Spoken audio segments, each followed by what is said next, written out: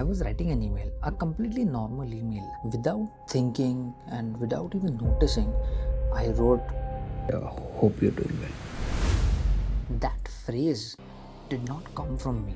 It came from AI auto suggestions that had become my language. I didn't even notice it until I had to.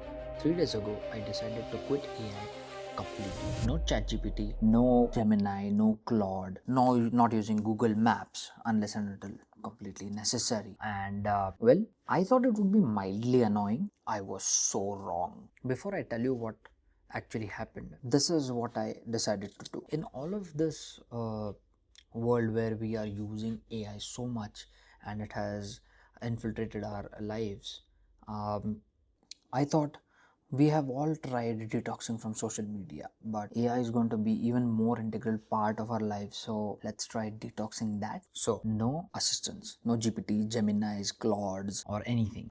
No Google Maps. Avoiding YouTube suggestions only through browsers or whatever. If I'm searching and if I get any, then there would be no Instagram. Anyways, I'm not on any social media, so Instagram was out of question. Gmail. I had decided to check my Gmails, whatever I would get, and no smart replies. And for my work, I use Outlook, and you all have experienced Microsoft Copilot, so there was no question of using that either. The browser also, I decided to move to DuckDuckGo because there's an option in DuckDuckGo to go where you can disable the AI completely. 3 days, just 3 days, and every time I felt like using it, I would film. 3 days is just how long I last. Day 1 started fine. I almost felt smug about it. So it's day 1, my brainstorming sessions with an AI. But because for 3 days we are committed and we are trying to understand really how much of ass we have handed ourselves to ChatGPT and all the AIs around. Anyway, this is easy, right? I'm not too much dependent on it and I don't need it so much. And then I opened my email. I had to film this. I'm writing an email. We are used to having ChatGPT write, hope you're doing well. So I'll just start drafting an email. I'll show you. I hope you can see this. See? I was writing to somebody whom I hadn't spoken in a while, and without even thinking, I just wrote, I hope you're doing well. I mean, I was about to type, I hope you're doing well. A phrase that I have never typed. I don't talk like that. A phrase that AI has suggested me so many times that it had become me somehow. I deleted it and I stared at a blank screen for a whole 2 minutes. And then I realized I genuinely don't know how to start an email because that habit had been slowly diminishing away. I didn't know how to start an email without help. That's not a small thing. AI is living bloody rent free in my brain, inside my own thinking. Microsoft 2025 study revealed that AI heavy users show reduced ability to generate original ideas independently just after 3 months of regular use. They call it cognitive offloading. What? And then it happened again. I finished writing the email by thinking about it and drafting and rechecking. My cursor after writing that just moved to the rewrite button. Of course, I did not press it because I realized it. Somehow my brain had unconsciously decided that I am not good and that an AI would do it better. But the impulse was already there, automatic, unconscious. So day 1 taught me one thing. The problem is not that we are using AI. The problem is that we are using AI without even noticing it. On day 2, I noticed something even more uncomfortable. I had a brainstorming session to do, something which I have done 1,000 times on ships where there is no internet and in office also. I know how to think. I've been doing that most of my life without AI. But sitting down without AI for thinking, for brainstorming, felt slow. It was like my brain was buffering, waiting for a prompt which was never going to come. And then I realized what happened. AI just it never starts to answer questions. And then I realized what happened. AI just doesn't answer questions. It starts them. It gives you the first sentence, the first idea, the first direction to go to. And somewhere in the last 2 years, I had outsourced that entire starting point itself. The blank page which I'm talking about used to be uncomfortable to begin with, but it was manageable with our own brain. But now it had just started feeling more harder. This is called AI-induced cognitive atrophy.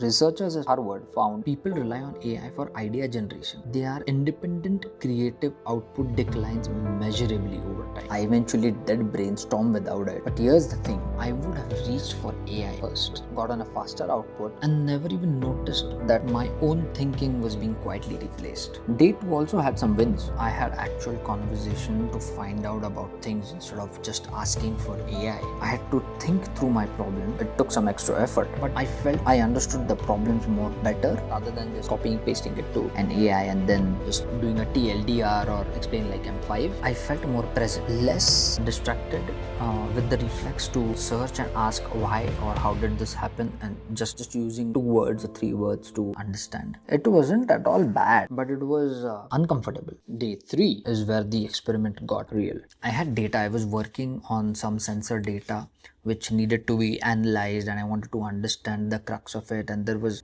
tens and thousands of data which I was going through. I was trying to analyze, understand, and I had tons of calculation to be done. I was doing it slowly at my own pace, but that's when I realized, because I genuinely had a problem which an AI could solve in just minutes, or probably it would have taken a week for me to go through everything, recalculate, reassess, reorganize, and then present it to my seniors. I was doing progress, but that progress was really slow. This experiment is honest, and I was following it, but it was costing me. I had to give it to somebody. Somebody was waiting on the other side to keep up to the expectations that I had built up.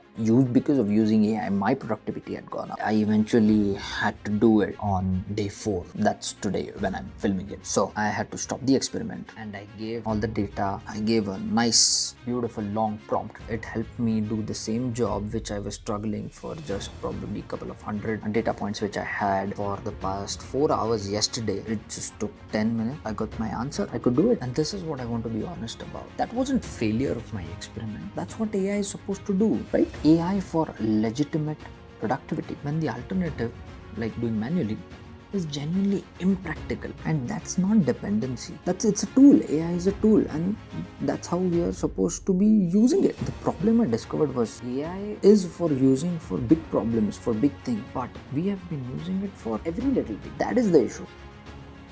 3 days. Here's what I actually took up. First, AI language has actually become my language. Hope you're doing well.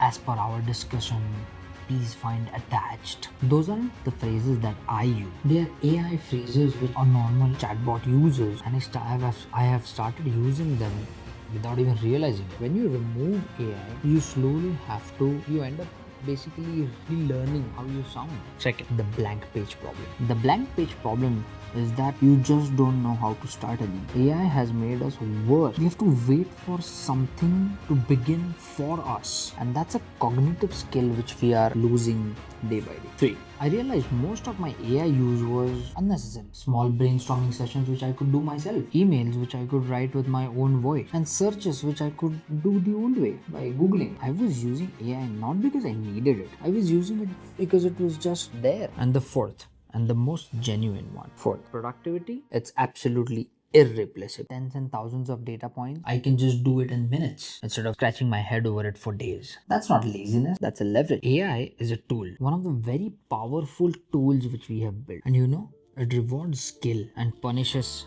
dependency. Use it when you genuinely need it to be more productive, to be more smarter, to be more faster. See, your brain is capable of doing it. It's just that you don't trust it anymore. Because here's the thing, you have been slowly and quietly outsourcing your thinking to AI, and you will not realize it until you actually need it. We talk about a lot of things like AI is taking our jobs, it's creating a lot of vacancies, and we are having losses. We don't talk about AI taking something quietly. It's taking something much more. Our ability to think, our ability to start, to struggle through a blank page. If we keep going the way we are going, we are just gonna breed another stupid generation. I'll be back with more experiments. Don't forget to subscribe. I'll see you in the next one.